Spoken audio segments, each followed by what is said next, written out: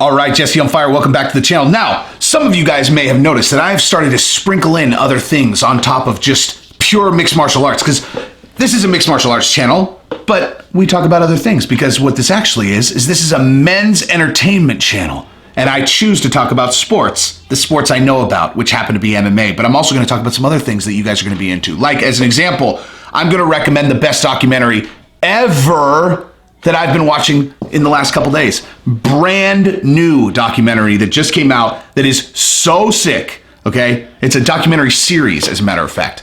But before I do that, if you like the content, subscribe and ring the bell. I would love to hear if you guys know of another channel where you're going to get to hear about Conor McGregor's Twitter, John Jones fighting blah, blah, blah, as well as aliens, UFOs, talk about nuclear weapons, and, also what documentaries to watch when you got nothing to do during lockdown, because this is as good as it gets. All right, so subscribe, ring the bell, tell your friends, share this content, etc. Right? That's actually the best thing that you guys could possibly do, is to share the content.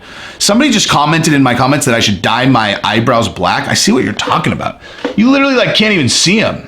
That's bizarre, man.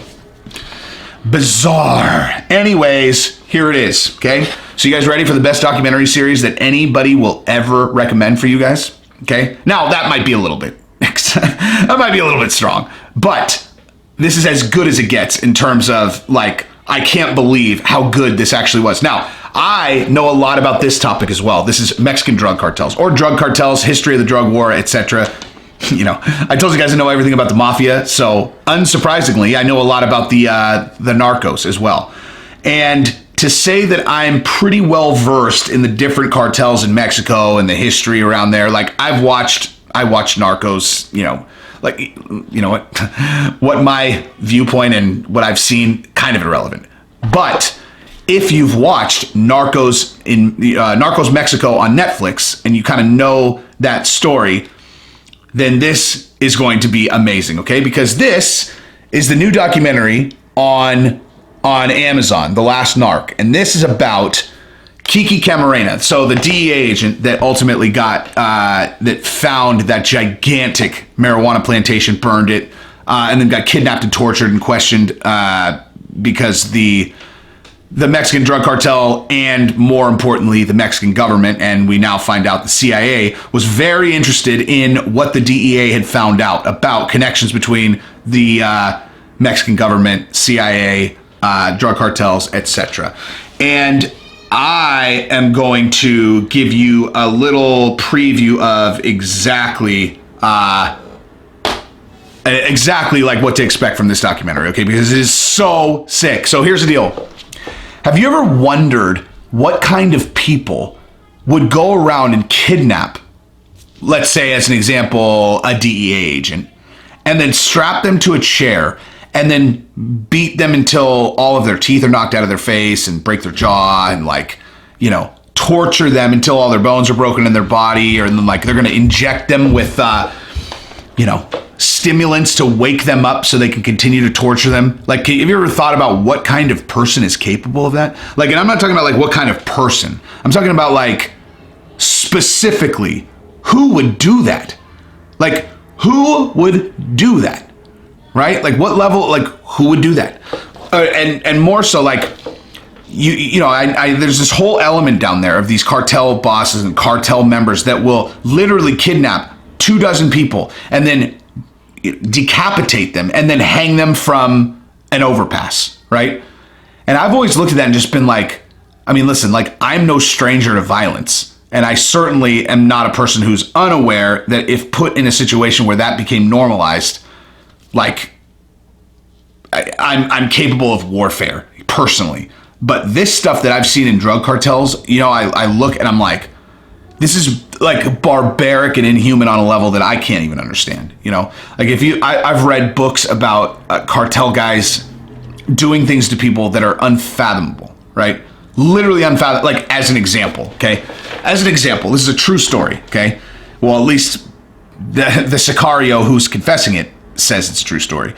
He said that they tortured someone one time by strapping them into this chain from the ceiling that could lower, it's on a machine and you could lower it down. And they filled a vat full of boiling water, right? and they lowered them down, and then they lowered them down. They're completely out of control. They're just being lowered, and they cooked their feet, right? They put their feet into boiling water and cooked them. And then they pulled them out, and they amputated the cooked part of their foot, like their feet. And then they would dip them down and cook another part of their leg, and they would amputate that part, pull them out, dip them back down, cook it. And I'm listening to this, and I'm like, who could even think of that? Like, how would you even come up with that torture method? That's so crazy that I can't even make heads or tails of that. Like, what kind of person would even think of that, right? So again, I come back to the same thing. Now, the person telling that story is all blacked out, is in a hotel room hiding their identity. So you don't get to actually see their face. You don't get to see their eyes, right?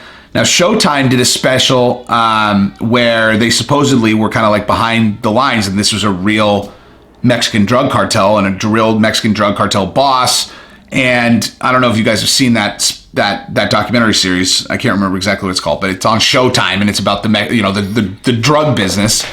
And supposedly this guy that they're down there with is the true regional narco boss, and they show him making decisions. They show him giving input into like a kidnapping video, or I'm sorry, not a kidnapping video, but like a video of his guys who are all dressed in masks, and they're like, "We're gonna come get you." And he's like, "Yeah." He's like, say it more tough though. Say it more tough." And he's like a family guy. And it's interesting, that particular scene. Now, let's say that's not, because look, I don't trust anything I see on television. Okay, so it's possible that he's a real cartel boss. It's also possible that they just created the illusion of this being a cartel boss, but it's based on true stories, obviously. I mean, it's not an unknown entity what these cartel bosses are doing or dealing with, right? But either way, it really illuminated to me what these guys, some of these bosses are dealing with, which is you have to be so ruthless and so vicious that people are so terrified of you that they won't come after your family. I mean, honestly.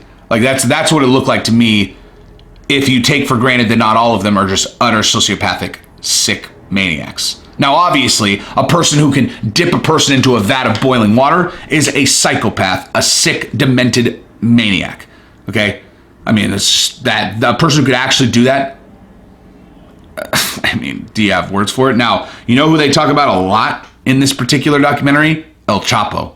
El Chapo when he's younger, and the stuff that this guy did. Okay, now, I don't know what kind of research you guys have done on El Chapo or how you think that he's portrayed in Narcos, but let's just say this, like, this is not a guy who elevated himself to the top of the cartel by being a genius, just being a genius at business, okay? He was a murdering psychopath who was totally down with torture and really, really, really, really gnarly stuff.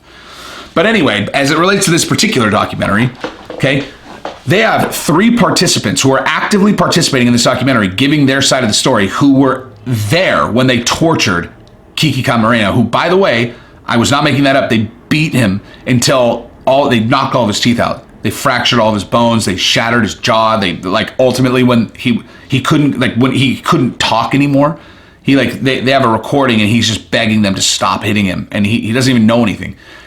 And he ultimately, like, is basically going into, he's unconscious. They can't keep him awake. So they bring a doctor there and he injects him with stimulants, like I said, to wake him up so they could torture him more. Okay. So 3 guys who were physically there when it happened, who are, they were in the room, but it wasn't them doing it. But they were all Mexican federal police officers. I think federal, but either way, they were Mexican federal police officers who were on the payroll of these drug cartels. So these guys, like in the movie Man on Fire, right, where the police go and they kidnap Dakota Fanning. It's the police. The police are the ones who are doing this stuff. The people with badges are the most dangerous ones down there if they're on if they're with the drug cartels, which these 3 were, and they ultimately testify, and now they're participating. They're telling the story of the bunch of Americans, DEA agents, and then also other Americans who had been kidnapped, tortured, and murdered by drug cartels. And they were the ones who were actively involved in this stuff. Okay. Like, I've never seen anything like it. I've never seen any, I've never looked into the eyes of one of these guys, like I've never actually actively looked into the eyes of a person who could, as an example, kidnap two couples that are married missionaries who were Jehovah's Witnesses, and because there was a level of paranoia in the drug cartels early on that everyone who was white was a DEA agent, and so when 4 Jehovah's Witnesses came to their house to try to talk to them about God and try to inject some love and light into their life, they kidnapped them. They tortured them. They raped the women in front of their husbands a lot. They passed them around. A bunch of guys raped the wives. And these are Jehovah's Witnesses, okay? Jehovah's Witnesses raped the women in front of their husbands, and then tortured them in ways that, so I just said out loud, raped the wives in front of the husbands, and I am going to tell you, and then they tortured them in ways that I won't talk about on camera because it's too gnarly. So that, what I said out loud, was not too gnarly. But the next part was. So use your imagination. Okay. So these guys participate in this documentary. It's crazy. So one of them, they hadn't even really described what these guys' participation was going to be or who they were, whatever.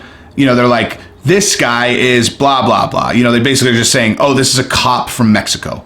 And the second they put eyes on it, or they put a camera on his face, I was like, this is a guy that I would instantly know was a psychopathic murderer.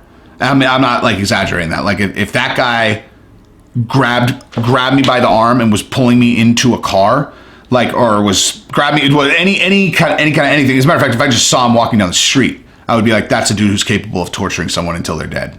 It's so obvious. He's actually the one in the show who seems the most racked with guilt about it, which is really bizarre, actually, because he really genuinely looks like exactly. So there's only been a couple times in my entire life where I've seen a person that I was positive was like really dangerous, like a genuinely very dangerous, very, very, very dangerous person. This guy on camera was one of them. And I'll tell you a funny story about the other one. So I have this buddy named Ryan, okay? So Ryan, he actually works for Zoom now, like Zoom Video. He's like, he's a regular, but whatever. He's 300 pounds, right? He played college football, 300 pounds. He's one of these guys that's, he always, when he was drunk, he was able to kind of throw his weight around. And I don't know, like, he thinks of himself as a very tough guy, which I'm sure he is. He's 300 pounds. He played college football, but he was also like, when he was drunk, like kind of irrational, right? Like whenever I would get in altercations my entire life when I was young, I was always in total control. Like I knew exactly what I was up against. I was assessing the situation, and I loved my odds. If I saw someone, like if there was someone who I considered to be a huge mountain to climb, unless I'm in a position where I have no way of avoiding this, that's basically how I approached any kind of altercation at all. But the bottom line is, especially if there's someone who I can clearly see is super dangerous, I'm just going to avoid them, obviously, right? But I was always assessing people around me, right? Like just kind of scanning the room, scanning where I am, scanning the people, and assessing what I'm up. It's partially just because I'm crazy. But I always knew who the tough guys were, right? Just by looking, I'd be like, that's a guy who you need to be concerned about, okay? So we're in San Diego at a place called Stingery, okay? It's a club downtown San Diego, which I believe is still there, actually. And we come outside, and we're standing on the sidewalk, and there's this group of guys there who are, like, rough, man. Like, this is, like, when I'm considering myself, this is when I was training a lot, too. I was in my prime, like where there were not a lot of guys that I would look at and go, geez, these are not guys I don't want to fuck with at all. These guys were that, and not just like I wouldn't want to fight these guys. I'm like, those guys look like people who are shipping girls over from Eastern Europe in canisters and are running a shock collar brothel next door. They look like, that is what my assessment was I think that those are Eastern European mafia guys. And one of them was this. Okay, so like I said, my buddy is 300 pounds. This guy was the same size, except you could tell, much stronger. His face looked like leather. And I looked in his eyes, and he had this look of just utter blank. Like, again, just like the guy in the video, right? Like, just like the guy in this documentary I'm telling you about. And I looked at him and went, and to this day, 100%, without saying a word, without knowing anything about this guy, I can tell you for sure that's the most dangerous dude I've ever been in the vicinity of, for sure. And I could just tell by looking at him. And I said to these guys, and this is not like, these guys have known me forever. I've never said something like this about anybody. And I was like, dude, and I was like, you guys, that dude over there in the brown jacket is the most dangerous dude I've ever seen in my life. And this guy, Ryan, blacked out drunk, turns around. These guys are like fucking right there, right? He turns around, he's like, which motherfucker? And I was like, you know, very clearly, like, I'm wasted. I'm 300 pounds and I throw my weight around, and Jesse just said someone's dangerous, so I guess I need to punk the guy because I'm whatever. I have no idea. Well, I know exactly, because that's what he did when he was wasted. That's kind of my point. But literally, like, I felt my stomach go, because, like, when I said dangerous, I wasn't talking like, you know, dangerous like he'll punch you in the face. I meant like dangerous like he'll put you in the back of a car and dismember you, dangerous. And my instincts on that kind of thing are never wrong. Ever. Ever. And that's the only time I ever said anything like that about, that's not true, one other time. But, so, this guy, thank God, was, like, it was unfathomable to this guy that Ryan could have possibly been talking to him. And so I literally watched him kind of look at Ryan and then just go back to talking to the guy, because it just, like, you could just tell, like, no one's ever talked to this guy like that, ever. And Ryan hadn't seen him when he did it, right? Like, Ryan did it kind of spraying that across whoever I might have been talking about. He's laying it down, you know? Again, that was a moment where it wasn't like, oh, cool, if this guy gets out of, you know, if he gets in trouble, I'm going to have to, like, fight and help him, you know, which would have been the situation any other time. And this one, I'm like, oh, he's going to get us, like, killed. Like, these. Anyway, so, documentary. So, these guys who are equivalent to this dude, who have kidnapped, tortured, killed people, are all active participants in this documentary, which is so good, dude. They directly implicate the CIA in being a part of kidnapping, torturing, and murdering a DEA agent, and a very compelling evidence. It's so good. You have to watch it. Like, it's unbelievable how corrupt shit is down there. And, you know, dude, here's the other thing. The other guy, this is somehow turned into a story time, so let's just go with it. The only other time that I ever saw a guy that I was certain was a killer like that, like someone very, very dangerous, I ended up being right. So we were in Cabo. Anybody who's really followed my stories, like really like paid attention to all of them, it's the same trip when I got in a fight and beat the shit out of this guy in front of Squid Row in Cabo. So on that same trip, earlier in the week, I think it was earlier in the week, one of the nights my buddy had gone out and he had like separated. It's actually the same guy, actually. It's the same dude that in that other story cup checked the guy, and then I had to beat up the dude who he cup checked. Okay, so this same guy who's just, you know, one of my best friends, but he gets drunk and he just whatever. So he told us, he's like, yeah, man, I met this guy who's going to hook us up with like ATVing or whatever. Like he's, you know, we're all, because we want to do this group ATV. He's like, yeah, he's going to hook us up. Everyone's like, all right, cool. He's like, yeah, you know, he's going to find us out tonight at this bar that we were going to. We're like, all right, cool. So this dude shows up, okay? I'm thinking, when he's telling the story, I'm thinking he's going to be like some little, you know, some small local Mexican dude who is trying to hustle us some ATVs. And the guy that shows up is, again, the ability to read people is certainly my greatest gift. But if you couldn't read that this guy was a killer, I don't know what show you're watching, okay? Like this dude, this was one of the most dangerous, again, probably the second most dangerous person I've ever seen in person. And it turned out that this guy was in the Mexican mafia and was hiding in Mexico because he was on the run, okay? Like he told us that, right? And again, he told us this afterwards where like, you know, before, like I looked at him and knew I didn't even talk to this guy at all. I was just like, there's nothing about getting involved with this dude that seems moderately enticing, okay? Like, I get it, like, people want, oh, you know, hey, do the Mexican mafia. Like, people who don't grasp what that actually means and what this guy has probably, I mean, you don't get into the Mexican mafia because people think you look tough, okay? Right? Like, The guy had all the tattoos. Like, he's not making it up. And ultimately, by the end of that night, I had, like after he left, I had convinced Jason, I'm like, dude, we can't, like, we're not getting into a fucking van with this guy and he's going to drive us out to go ATVing. Like, are you serious? He volunteered that he's a member of he's a member of the most dangerous prison gang in fucking America, or at least top 3. And we're going to voluntarily get into a van and drive into the desert with this guy? Are you out of your fucking mind? I'm not going. I'm not fucking going. I don't care what you promise him. I'm not going. I am not fucking going. And I didn't. And I scared them enough that they were planning on not going until the dude showed up at their fucking hotel room the next day. And so they punked out and they went, and he took them and they went ATVing and they came back. But I will stand by my decision to not go because, the guy...